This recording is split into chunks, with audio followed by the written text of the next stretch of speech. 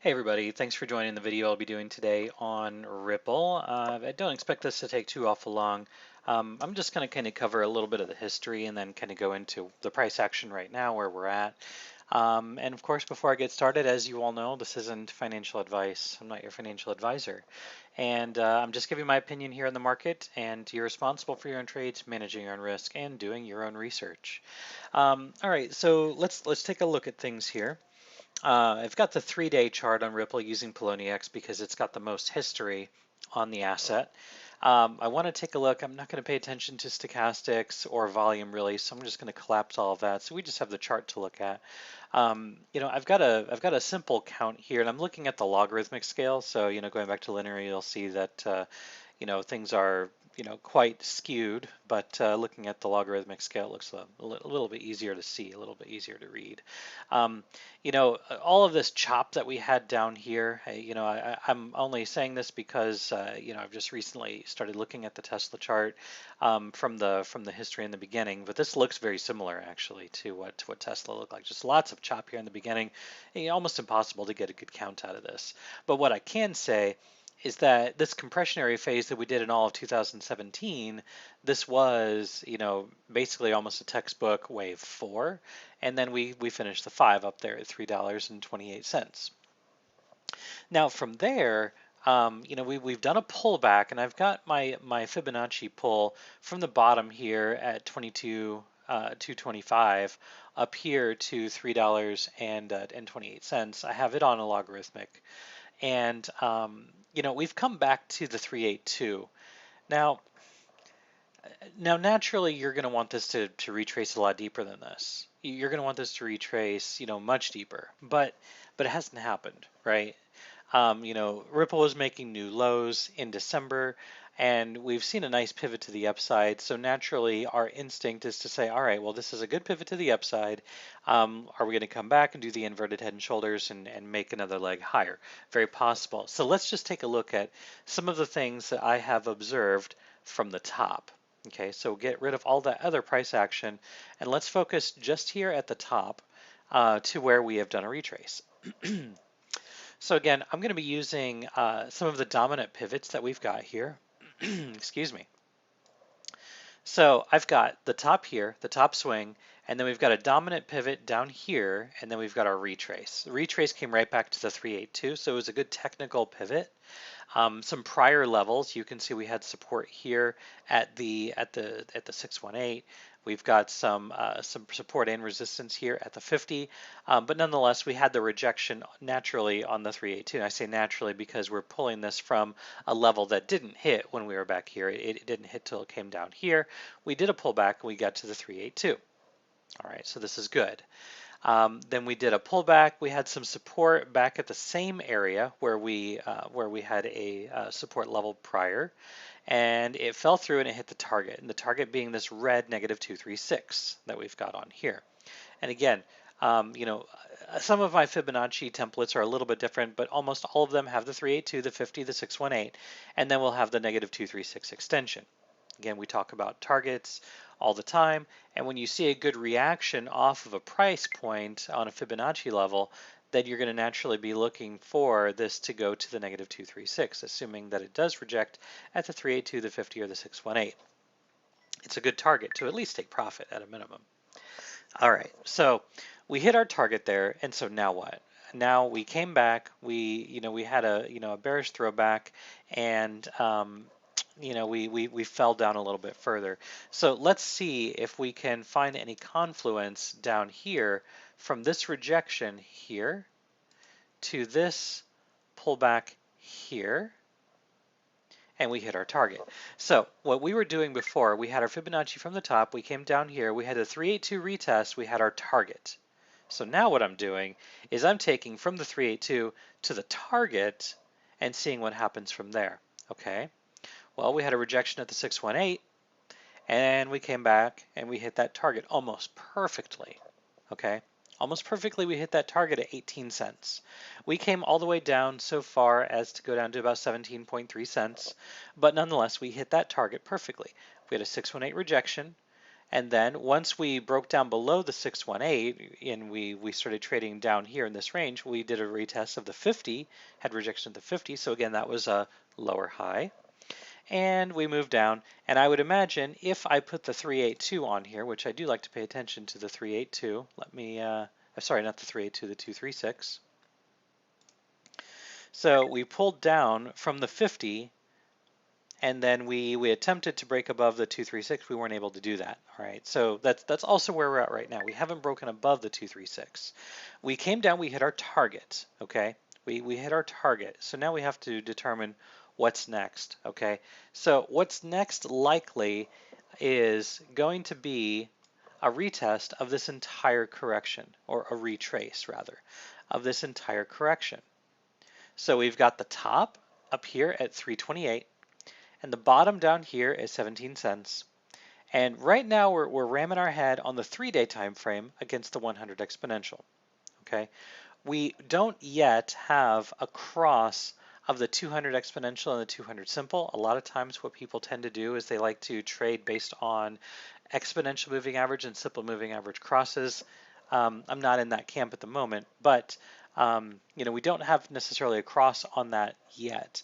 But if we're going to be doing a retrace, I would say that a retest of 34 to 35 cents is probably likely. Probably more likely that we get up here to this 382, which is going to be at about 53 cents. All right, so now compared to where we're at right now, that's really pretty good actually. So if we do happen to do that, you're talking about like a 90% increase in value. But now this is on a higher time frame.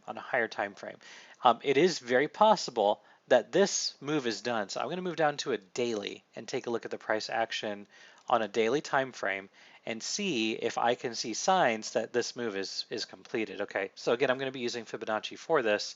And what I think I see here, and I'm going to go ahead and mark this out, what I believe that I see is a 1, a 2, a 3, a 4, and then working on this 5, working on that 5. So let's just take a look here. If we take Fibonacci from the bottom of the 2 to the top of the 3, we had a pretty deep retrace all the way down to the 50. We already hit our algo target.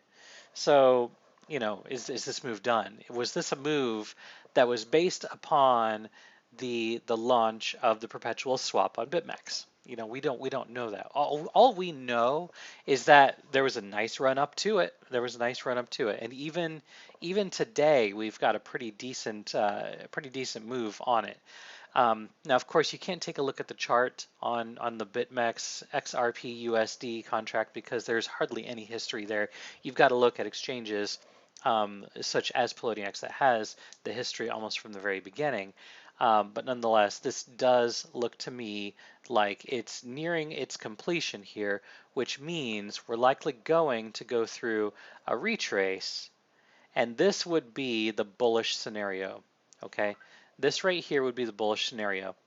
If this were, and I say if with a large emphasis here, what this could possibly be in the formation of right now, and then right now I'm basing this off of 28.2 cents being the top here. That's still not confirmed, but if it is, we're going to be looking for this move right here being our 5, and then we're going to go for a 3, probably down to, again, back to about 22 cents, and then we're going to be looking for another 5.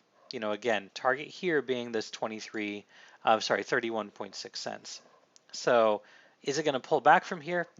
I don't know that because I don't know if we have finished this pivot. I don't know if we have pivoted. We haven't seen a red day yet.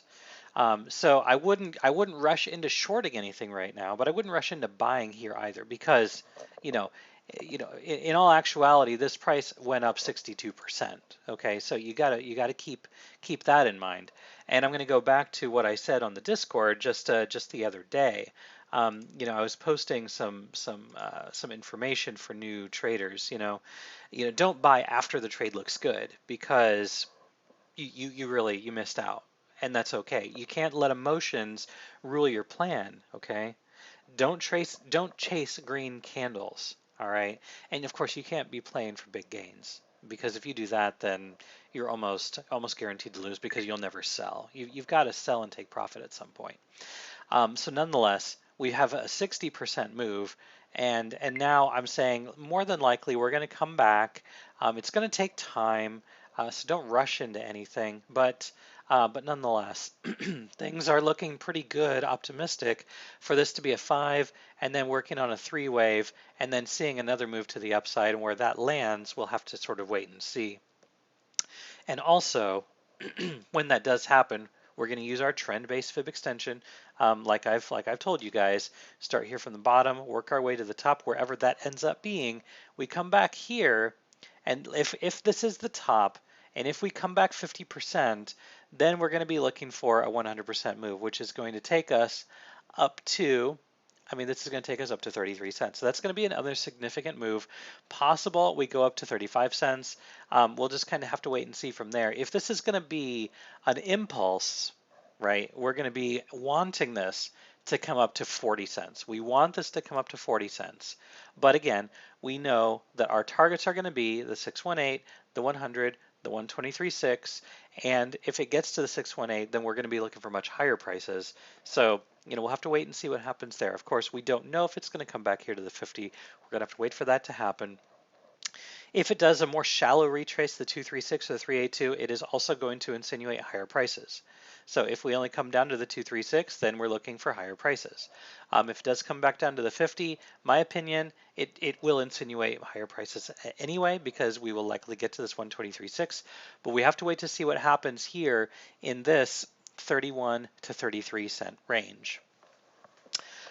Ultimately, going back to a wider view of this, I would expect there to be significant resistance at 46 to 54 cents. So in this red box, we had support here, we had resistance here. We had failure, we had resistance and support, resistance, resistance. And if we get back up to this, that's going to take us up to the 382 of the larger corrective cycle. I would really like for this to come back up to 75 cents, but we've got to churn through this, which we haven't been able to push through yet. So these are the things that I'm paying attention to on Ripple. I've already outlined what I think is likely going to happen. Very potential. This has pivoted, but we haven't created any red days. So again, be very careful shorting this. I wouldn't buy here, but I wouldn't short here. I would wait for this pullback to see what happens. Very possible that you could do a sell in this range. This has been a good run. So no harm in taking profit. Pay yourself along the way, and then more than likely this is going to pull back, at least to a quarter, 25 cents.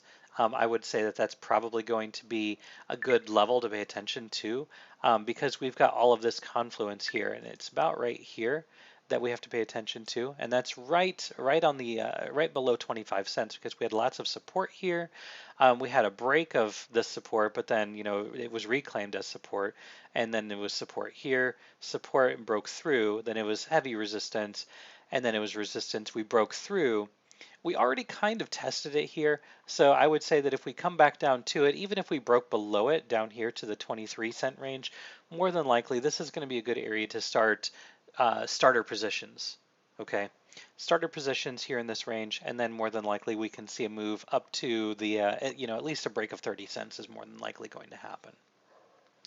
All right, guys, that's all that I've got on Ripple. I talked about it longer than I wanted to, but of course, if you have any questions, feel free to pop in the Discord, ask away, throw in any comments here in the YouTube chat. If this video helped you in any way, shape, or form, like, subscribe, share. 48% of my viewers are not subscribers, and that makes me sad, guys. So it doesn't take much to hit the subscribe button on there. And of course, I'm here every day doing updates on Bitcoin and altcoin assets, and if you want to be part of our Discord community, it doesn't cost anything to be a member of our community. Just throw in a comment and I'll get you an invite code. And wherever you're in the world, I hope you're having a good day, good night, and a good evening.